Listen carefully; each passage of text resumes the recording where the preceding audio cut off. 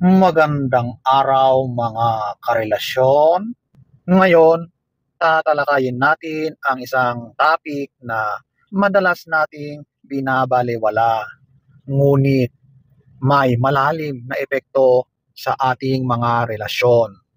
Ito ang mga sumisira sa isang relasyon. Sumisira sa pagmamahalan ng hindi natin namamalayan hanggang sa huli na ang lahat. Huwag na tayong magpaligoy-ligoy, ating alamin. Number one, kakulangan sa pagpapahalaga or lack of appreciation. Sa umpisa ng isang relasyon, puno tayo ng paghanga, pasasalamat sa bawat maliit na bagay na ginagawa ng ating kapareha. Ngunit sa paglipas ng panahon, habang nagiging familiar tayo sa isa't isa, unti-unti nating nakakalimutan ang halaga ng mga ito. Nawawala na ang mga simpleng pasasalamat, yung pagsabi mo na natutuwa ka sa mga ginagawa niya, ang dating pinahahalagahan ay nagiging inaasahan na lang. Kapag nawala ang mga pagpapahalaga, nagkakaroon ng pakiramdam na hindi napapansin ang mga sakripisyo at paghihirap ng bawat isa. Ang pakiramdam na taken for granted ay unti-unting pumapatay sa apoy ng pagmamahalan. Number two, mahinang komunikasyon or poor communication. Ito ang ugat ng maraming problema sa relasyon. Hindi lang ito tungkol sa kakulangan ng pag-uusap, kundi pati na rin sa kalidad ng pag-uusap. Minsan akala natin nag-uusap tayo pero sa totoo lang walang nakikinig.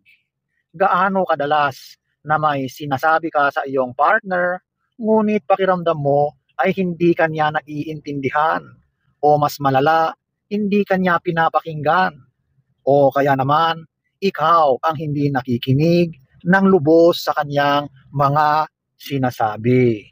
Kapag mahina ang komunikasyon, nagtatayo kayo ng mga pader sa pagitan ninyo. Mas lalong nagkakaroon ng misunderstandings at ang mga hindi pagkakaunawaan na ito ay lumalaki ng lumalaki at nagiging malaking issue. Ang susi ay hindi lang pagsasalita, kundi aktibong pakikinig at pag-unawa sa sentimiento ng bawat isa. Number three, emotional na paglayo or emotional distance.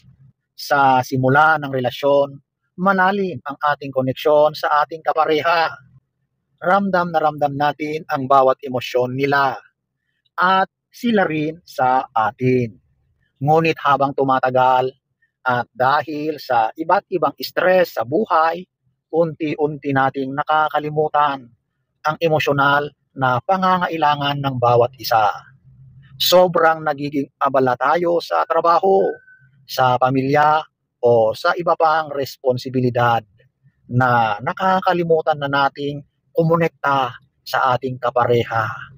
Hindi na tayo nagtatanong tungkol sa kanilang araw. Hindi na tayo nagbabahagi ng ating mga pinagdadaanan at hindi na tayo nagbibigay ng suporta.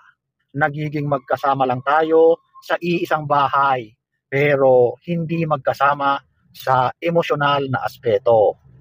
Ang resulta, pakiramdam ng pag-iisa kahit na magkasama kayo.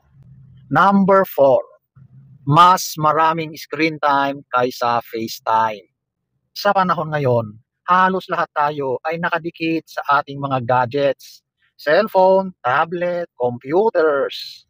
Ginugugol natin ang mas maraming oras sa pagtingin sa mga screen kaysa sa pagtingin sa mata ng ating kapareha.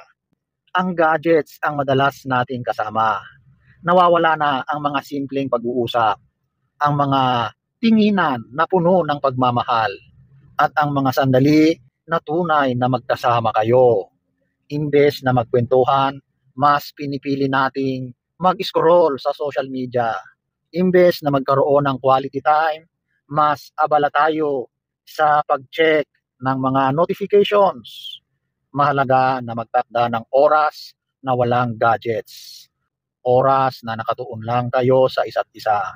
Balikan ang mga simpleng kasiyahan ng pagiging magkasama nang walang abala mula sa mundo ng teknolohiya.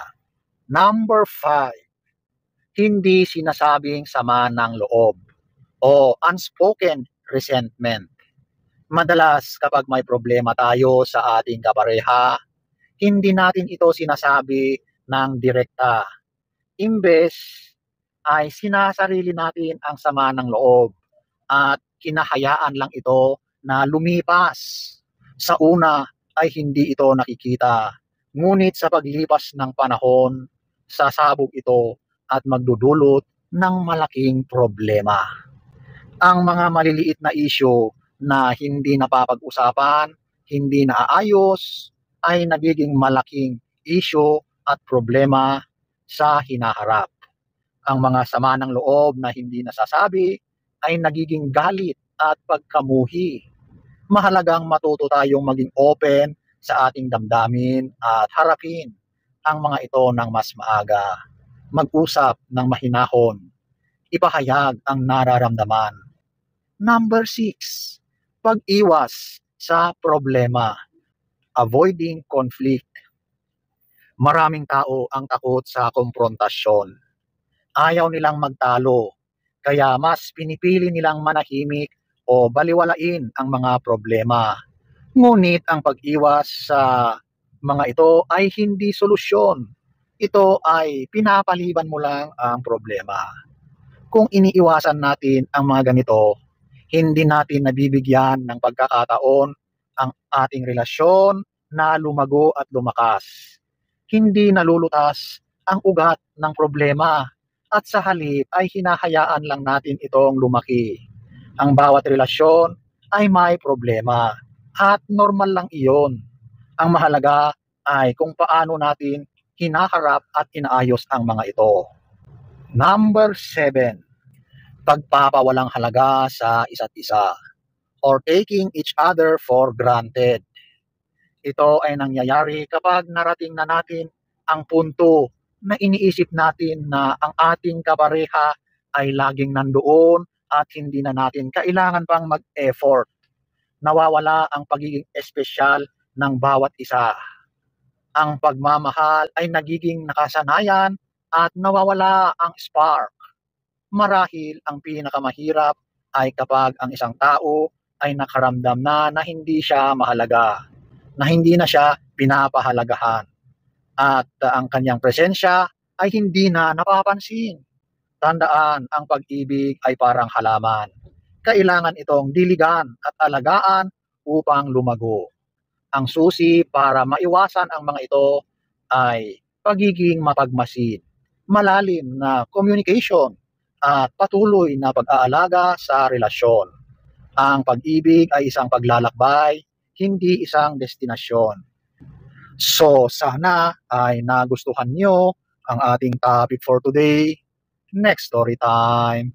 Don't forget to subscribe.